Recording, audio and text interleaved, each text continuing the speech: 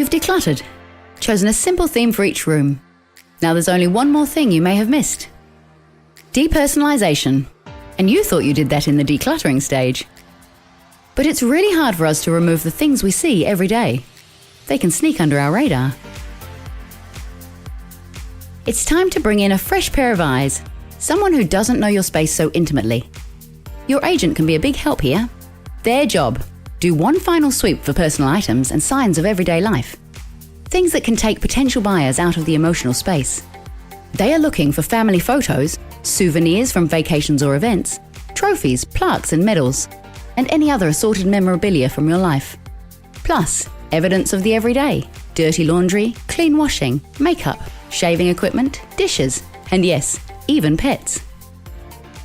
Remember, fresh eyes always help to prepare your space for sale, and with this final sweep complete, you're now ready to welcome potential buyers into your home.